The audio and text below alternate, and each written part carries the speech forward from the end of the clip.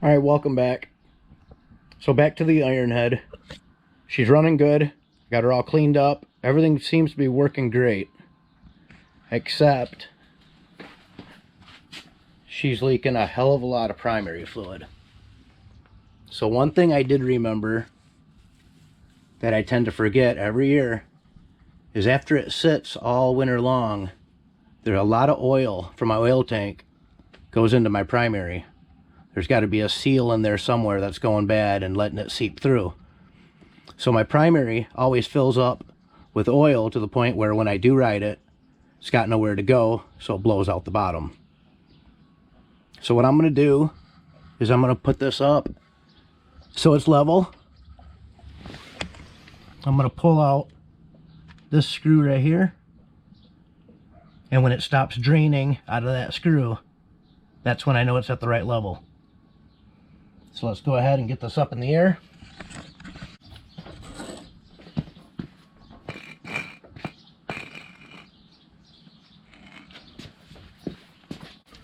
All right, now that it's upright, let's see if I can get you a better view here.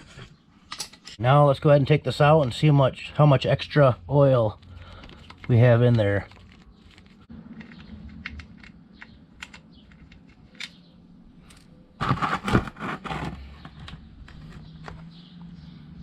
Definitely not as much as I thought, unless it already all came out. I'm going to go ahead and let that drain just until it stops and take it for a ride, see if she's leaking anymore. I definitely need to replace the primary fluid, and I might as well replace the gasket too, so I'll keep watching. That video will come up next. I'll be doing that before Memorial Weekend. Alright, well, you can see it's still coming out slowly, but it's definitely adding up. Man, I really need to change that fluid. Alright, as you can see, it's still coming out. It's kind of adding up. When it only takes 3/4 of a quart, that's quite a bit more. Plus what I leaked there, plus what I leaked at work, and everywhere else I marked my territory. So I'm just going to let that keep draining. Tighten up that screw and I'll take it for a ride. And then, like I said before, I'm going to change that fluid, because if you didn't already know, it's not supposed to be that color. Alright, now that it stopped draining, that took about 15 minutes, I'd say. Wipe it off quick. Still coming out a little bit, but that's not going to bother anything. So what I did here is I found one of those O-rings that I used for my chain, and I'm going to put it on there to see if it'll help seal it and not get so much leakage right there. All right, we'll go ahead and pop this in.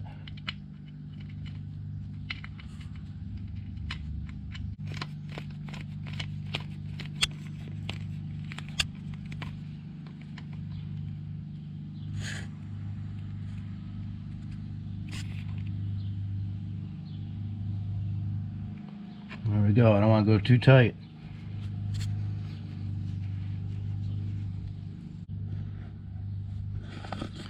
Alright, well, as you can see, a lot more primary fluid came out than I thought was in there. So I'm going to go ahead and fire it up now and take her for a ride, see if that stops some of the leakage. If not, I'll be back in the garage to look for more spots. Alright, thanks for watching. Keep an eye out for my next video.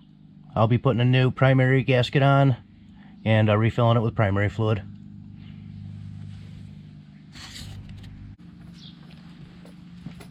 Alright, now let's fire it up. Gas is already on. Turn the key on.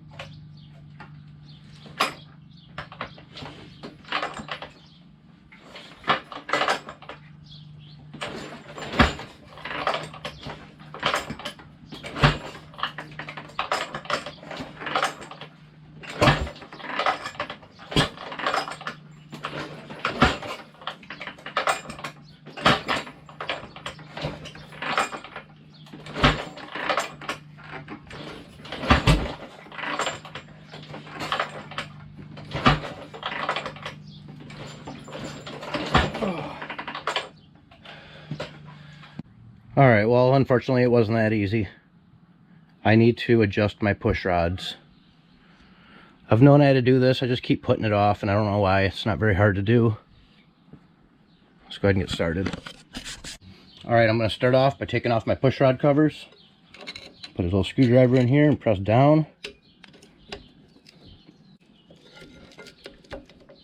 And that should pop right out.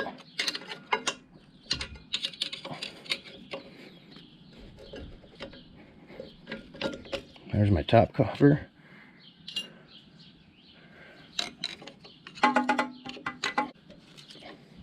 There's a second one on this side. Now I can push these up and get to my push rods,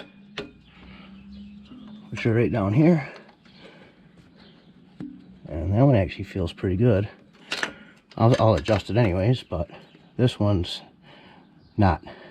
That one's very hard. Won't even budge. All right.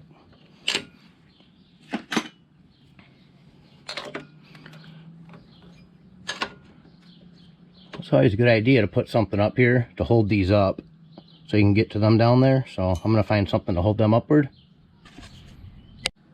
Alright, now that I got all four of my push rods adjusted, they're really loose, all of them, I can spin them freely. Actually, I could spin that one freely, and now I can't.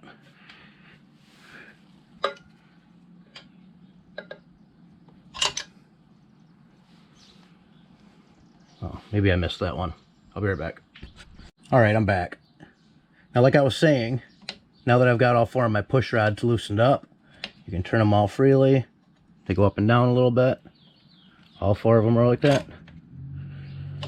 And as you can see, I'm using just some shop towels to hold my push rod covers up in place. If you know of a better way to do this, let me know. Seems to be working okay though. Alright, so I removed both my spark plugs to make it a little easier to kick over. I'm going to go ahead and get it at the lowest point.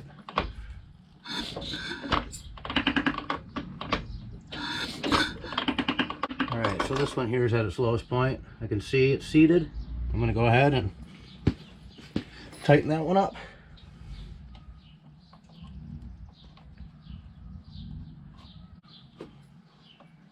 Okay, right there. It's good. Spins freely, but doesn't move up and down. So now I'm going to tighten up my bottom adjusting nut. Alright, now that I lowered this one to its lowest point and I got it tightened up, it doesn't move up and down, just freely back and forth. Now I'm going to go do the next one.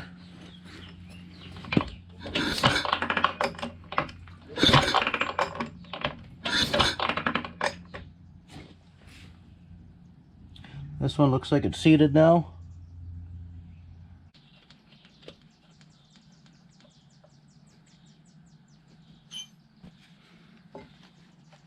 Well, it feels pretty good right there. A little tight. There we go. I'm going to go ahead and tighten up the bottom.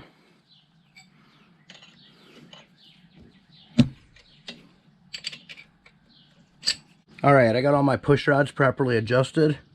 As you can see, this one is seated. And it doesn't go up and down, but it spins freely.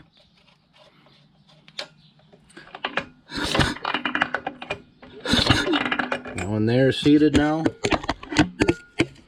And it also spins freely. That one's seated and it spins freely. And there we go, last one. Spins freely and doesn't go up and down. So that's how you adjust your push rods on an old iron head. I'm going to go ahead and put it back together now, put my spark plugs back in, and see if she starts right up for me.